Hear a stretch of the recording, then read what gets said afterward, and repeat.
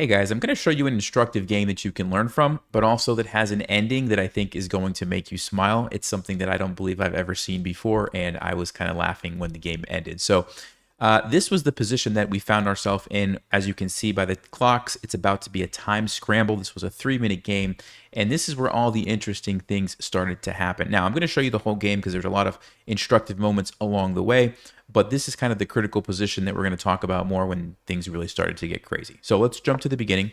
I was playing with black, and I played the French defense, and I played this bishop d7 line that I've been experimenting with lately. The idea is to trade off the bad bishop for white's good bishop. So we play a6 and bishop b5, and we don't waste any time. We just do that right away. Okay, they castled, I took it, and now I'm basically playing normal French stuff like c5, try to pressure their pawn chain here, but I don't have to worry about that bad bishop that's always just kind of stuck in your way. All right, so c5, knight c6. And here I got into a little bit of trouble. So, knight h6 is a nice idea because I want to leave my bishop open, okay? And I want to get my knight to f5. So if you go to e7, then you block your bishop and you have to worry about what if they take my pawn? Am I going to get my pawn back? Are they going to try to defend it? That might get a little bit tricky. So I thought, okay, knight h6 is a good solution. The problem is this bishop sometimes can take your knight and really mess up your pawns. But I said, no, they can't. The knight's in the way. So I thought it was a fine move. But check this out. They capture here, and they're kind of setting a little trap. Because now when I recapture, they have this sneaky move, knight b3, which is attack. It's an attack on my bishop, which is undefended. I have to move my bishop, and then guess what? The knight that we talked about is getting captured, okay? So I fell for that one. I didn't see it. I had to go back, and here we are. Now, it's not all bad news because I do get the G file, which can attack their king. However, you're going to see it was not that easy for me to attack the king using that file. So let's take a look at what happened. Knight comes in. I played queen c7. Rook g8. I'm trying to attack that, obviously. They traded. And I castled long, and I said to myself, okay, I'm going to play rook g6, chase the queen away. Even if I lose this pawn, who cares? Then I'll have two open files. I can line up this way or create a battery and really just pressure the king. I thought I had a decent opportunity. Of course, I couldn't see the eval bar during the game. I didn't know that I was really, really in a bad situation. Okay, they played b4, just kind of expanding on the queen side. And here we go. This is what I was talking about. Now, the problem for me is this g3 move. Okay, it's such a rock solid pawn. I can't bust through, right? I have a very hard time getting to the king. So I had a plan here. And what I'm going to actually do is turn off the analysis bar so that I can ask you guys a question because I want you to pause and try to think about something. So here's what happened. This one was my plan. Sorry, let me click here. I attacked the queen. I played f6. I'm trying to undermine this pawn, and you're going to see why in just a second. Bishop d6. Okay, this was my plan. I wanted to create this battery and line up on g3. And the reason is because I was setting up an idea. So if you would like to pause, I would like you to think about two things. Number one, what do you think my idea is? And then if you can figure out what my idea is, number two is, does my idea work? All right, so go ahead, try to solve those two questions. All right, if you had a chance to think through that, so what was my idea? Bishop takes g3. I wanted to get another piece in there so I could sack first, then I could sack with my rook and open up the king and hopefully get checkmate. So the follow-up question that you should have hopefully calculated is, does it work? And the answer is no, it does not work. Let's take a look at why. So we take, they take back, we can sack the rook, they take back, and it looks really great. It looks like, all right, we got the queen and the rook battery that's super strong on the open king. We've obliterated the defenses. We're going to win, right? No, they just move. We can't go checkmate because the queen defends. We just lose our queen. And we could try to bring the rook or the queen over, but it doesn't matter. They simply play knight h2, and we can't take that. It's defended. I mean, we could take it, but it doesn't help us, right? We're running out of pieces. And there's nothing else that we can do. We need like another knight or a bishop or something to add another attacker here. Even then, they could probably still defend with something like rook a2. So they're just defending, perfectly fine with knight h2. There's no way to break through. So hopefully you were able to calculate that. It's not too difficult, but those are the kind of skills you want to make sure that you're practicing. And so I realized in the game, okay, I can't sack. It doesn't work. Let me do something else. So I played e5, and my idea is to play e4, chase the knight away, and maybe if the knight kind of moves somewhere, we could try it again, and maybe it works. All right, so my opponent played knight h4, attacks my rook, not really giving me time to set it up. I played rook g5. I wanted to go here and take their knight because it's pinned. Okay, the pawn is pinned. The problem with this is what? Hopefully you said knight f5. I leave the square wide open, then I can jump in and fork me, and I'm not in a good situation. By the way, I'll go ahead and turn back the eval bar on for now. You can see white is doing just fine. So rook g5. They played king h1. They just want to get away from this pin here. e4. It does open up my bishop. I'm still thinking about maybe sacking, but now it's not even check on the king. Like, it's probably not going to work out.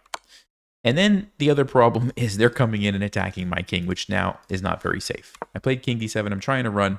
They played a5. Good move. I go over and here. Now, I don't want to trade queens. Why not? Well, that's an easy question. I'm down material. White has 6 pawns, and I only have 3. So if we trade queens, I'm going into an endgame that's going to be extremely difficult to win, right? Especially this protected pass pawn looks pretty dangerous. The king is pretty safe. I don't really have anything. These pawns are just so solid. I don't want to trade queens. The problem is I don't have a choice. If I try to avoid the queen trade by queen c8, my queen is in an awful spot, and white's just going to push this pawn, and I mean, I can't do anything.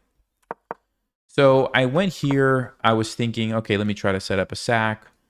Of course, it doesn't work because white simply takes my queen and trades the queens anyway. So here we are. We're in this losing position, and I kind of realized that, like, okay, my only chance now is probably some sort of time scramble, miracle.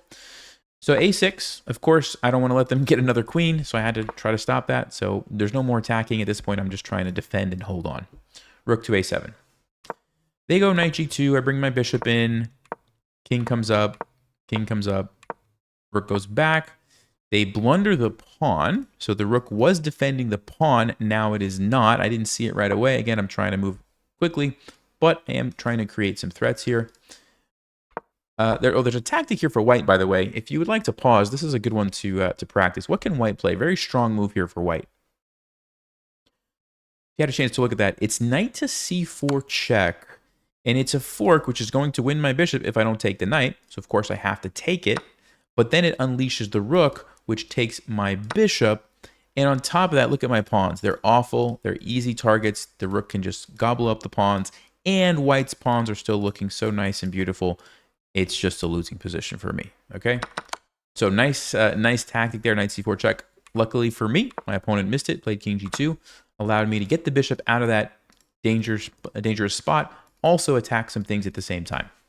They go here, and I grabbed another pawn. They were probably thinking maybe they could pin me or something, but even if they pin me, I could play like c5, or even actually just take the rook. What am I saying? Just take the rook is actually the move. Okay, so they go here. I brought the bishop back.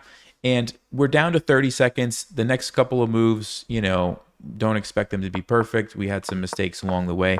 I want to get to kind of the interesting part. So I started pushing these pawns. I'm like, why not? I have them. This is what I have. May as well use it. Check. Okay, they take me. And right here, look at the time. 17.6 to 17.7. So we are dead equal on time. I'm still in a losing position. But my opponent, a lot of people have this switch in their mind, right? Of like, okay, I'm thinking, I'm trying to play good moves. And then when they get to a certain time, they just switch, like, I just have to move. I just got to move fast, pre-move as quick as I can. I don't want to lose on time, right? And different people have different levels of where that happens. I think right around here is where my opponent was like, yep, 17 seconds, it's go time. And they just started pre-moving stuff. And I think they kind of stopped thinking.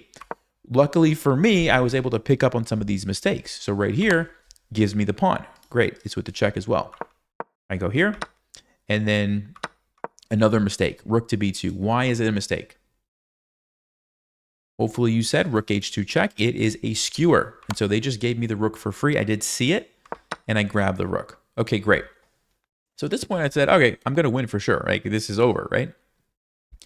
And then I realized something. I went here. I was going to take this.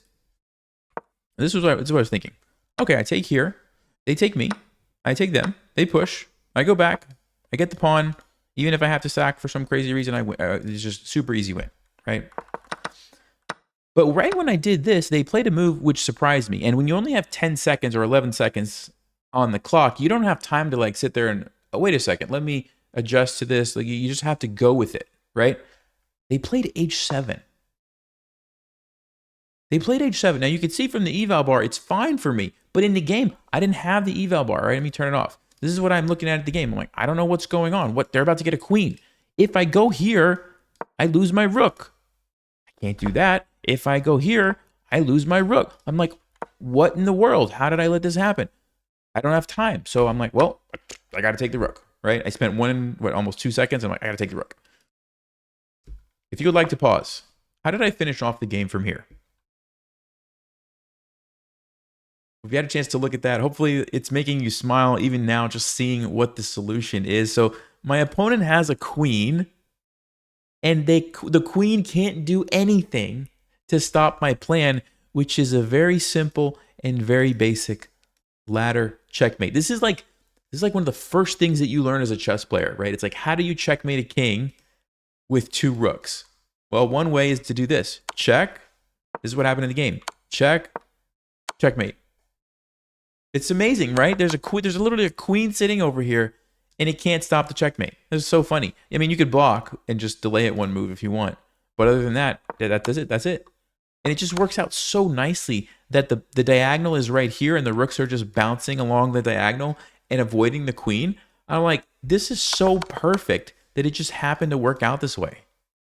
Made me smile, and I thought I would share that with you guys. Hopefully you can appreciate that. I don't think this ever happened to me, where I have this sort of rook checkmate where there's a queen just sitting there watching. So anyway, let me know what you guys think in the comments. And also, I hope you learned something from I think there's some instructive moments there. So thank you guys. I'll see you next time. As always, stay sharp, play smart, and take care.